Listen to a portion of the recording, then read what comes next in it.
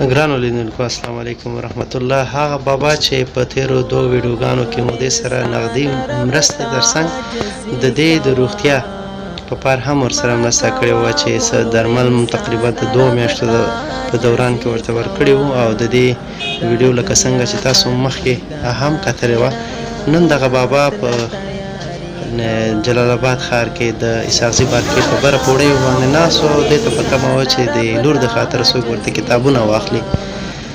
بد همرغه زمونږ هېوادوال تعلیم سره ډېر مینه لري، علاقه لري، خو زمینه ورته مساعده نه ده. دا چې موږ دغه بابا ولیدو تصادفي پر مخ مو راغی، نو اړتیا مې پوښتنه وکړه چې بابا تا ته څه ته ضرورت دی؟ بابا په ډکو سترګو ویل چې والا بس سهار نه ناست یم، دغه 2 کتابونو ته مې ضرورت دی خو وسه مې نه کېږي.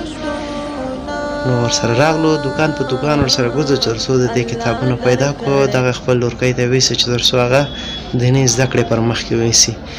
ماشاءالله لور یې ډېر، هغه لورکۍ یې ډېر تکړه ده او دا یې ذمه موږ اخیسته چې دې ته به دا کتابونه انشاءالله پوره کوو او دا به خپل درسونه مخ پر وړاندې وړي. ملتیا مو وکړئ.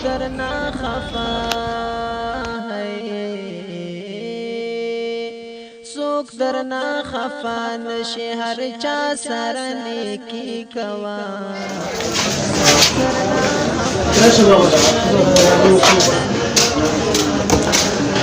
دا دنیا فانی، دا آخرت لا تیاری کوا. ما کوا غرور انسان رب تعجزی کوا. ما کوا غرور انسان رب تعجزی کوا. دا دنیا فانی، دا آخرت لا تیاری کوا.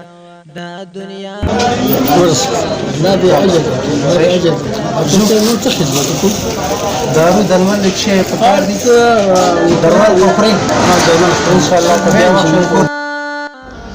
په تاسو هم غږ کوم، د افغانستان وضعیت خراب دی، غربت ځپلی، جنگ ځپلی، ناروغان په هر ګوټ ګوټ کې زیات دی. د خپل وس مطابق د دغه لاسنیوی وکړئ، په خپل چمګاون کې په غریبو باندې رحم وکړئ. د خدای په امان.